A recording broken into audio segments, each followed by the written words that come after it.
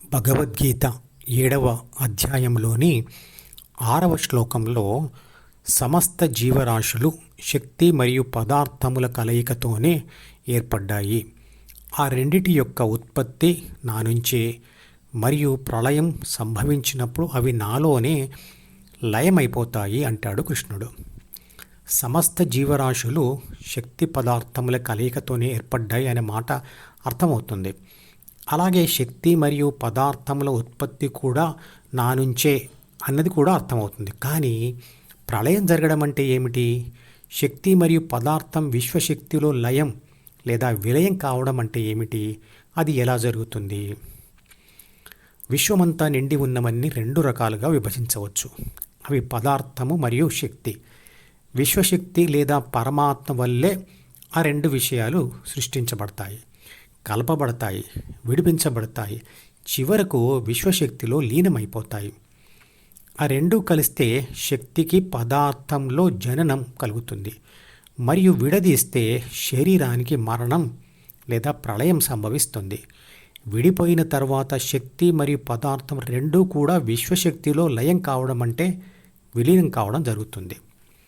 ఈ శ్లోకం ద్వారానే 2 ఆధునిక శాస్త్రీయ సిద్ధాంతాలు అని చెప్పబడుతున్న ఎనర్జీ కన్జర్వేషన్ సిద్ధాంతం మరియు ఐన్స్టీన్ యొక్క ఎనర్జీ మాస్ ఈక్వాలెన్స్ సిద్ధాంతం వచ్చాయని అర్థం చేసుకోవచ్చు. అవి ఏమిటి, ఎలా అంటే, 1 శక్తి మార్పిడి సిద్ధాంతం. అది ఏమంటుందంటే శక్తిని సృష్టించలేము, నాశనం చేయలేము, కానీ ఒక శక్తి నుంచి ఇంకో శక్తిగా దానిని మార్చవచ్చు. ఉదాహరణ, సూర్యశక్తి సోలార్ ఫలకాల ద్వారా విద్యుత్ శక్తిగా మార్చవచ్చు. ఇక ఐన్స్టీన్ యొక్క ఎనర్జీ మాస్ ఈక్వాలెన్స్ సిద్ధాంతం ఏమంటుందంటే శక్తి మరియు పదార్థాలు ఒకదాని నుంచి ఇంకొక దానిగా మారతాయి అని. మొదటి సిద్ధాంతమును భగవద్గీతలోని అనేక ఇతర శ్లోకాల ద్వారా కూడా చెప్పబడింది. కానీ 2వ సిద్ధాంతమైన మాస్ ఈక్వాలెన్స్ సిద్ధాంతం ఈ శ్లోకంలో దాగి ఉంది అని ఎలా చెప్పవచ్చు అంటే, ఈ శ్లోకంలో శక్తి మరియు పదార్థము విశ్వశక్తి నుంచి పుట్టి మళ్ళీ అందులోనే లీనమవుతాయి అన్న వాక్యాన్ని గమనిస్తే అర్థమవుతుంది.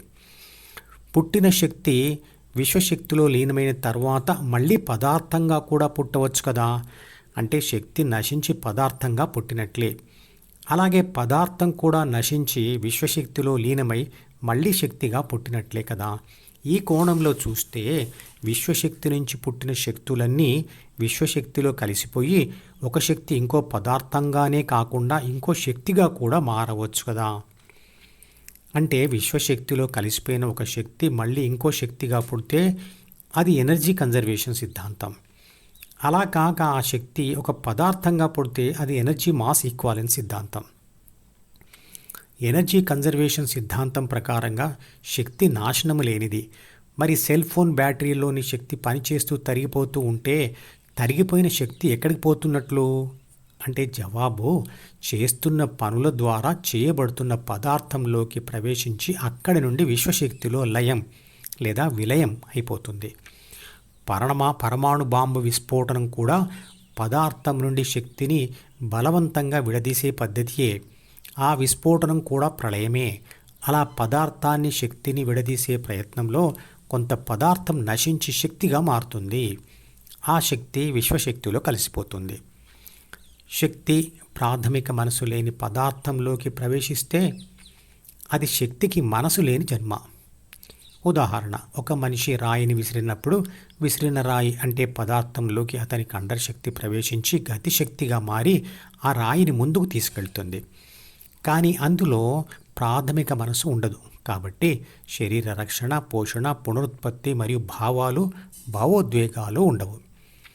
శక్తి ప్రాథమిక మనసు ఉన్న పదార్థంలోకి ప్రవేశించి ద్వితీయ మనసును సృష్టిస్తే అది శక్తికి మనసుతో కూడిన జన్మ.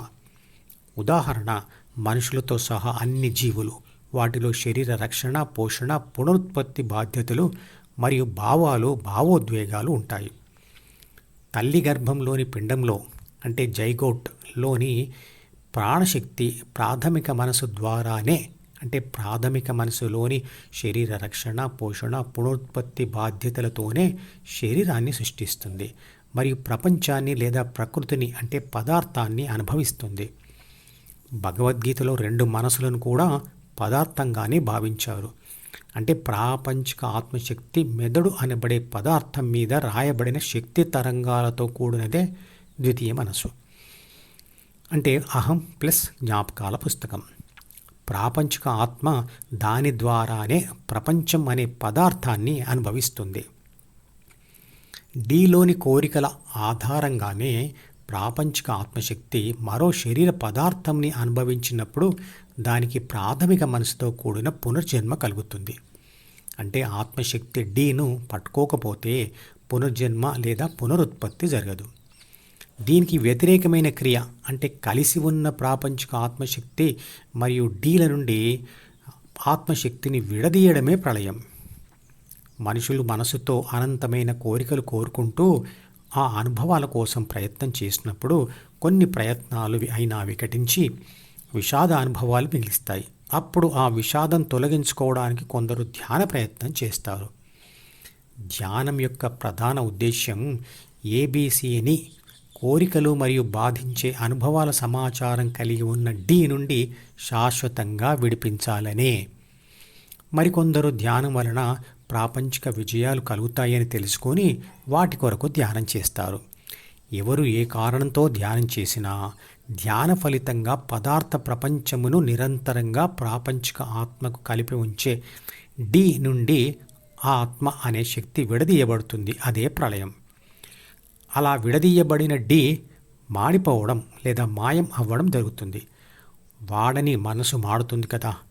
అంటే డీలో జ్ఞాపకాల రూపంలో దాచబడిన శక్తి తరంగాలు విశ్వశక్తి లేదా పరమాత్మలో విలయం కావడం జరుగుతుంది. అలా 2 విడిపోతున్న క్షణంలో అంటే ప్రళయ సమయంలో విడిపోయిన ఆత్మశక్తి పరిమాణంలో చిన్నగా ఉన్న లక్షణాలతో పోల్చుకుంటే తానే విశ్వశక్తి అని గ్రహిస్తుంది. అంటే ఆత్మశక్తి కూడా విశ్వశక్తిలో విలీనం అయిపోయినట్లే కదా. మధుపదం యూట్యూబ్ ఛానల్లోని ప్రతి వీడియోకి ఒక నెంబర్ ఇవ్వబడింది. 1వ నంబర్ వీడియో నుండి మొదలుపెట్టి వరుసగా చివరి వీడియో వరకు చూస్తేనే ఆత్మశాస్త్రం సంపూర్ణంగా అర్థమవుతుంది. ఈ వీడియో డిస్క్రిప్షన్లో ఉంచిన మధుపదం ప్లేలిస్ట్ లింక్ ద్వారా అన్ని వీడియోలు వరుసగా చూడవచ్చు.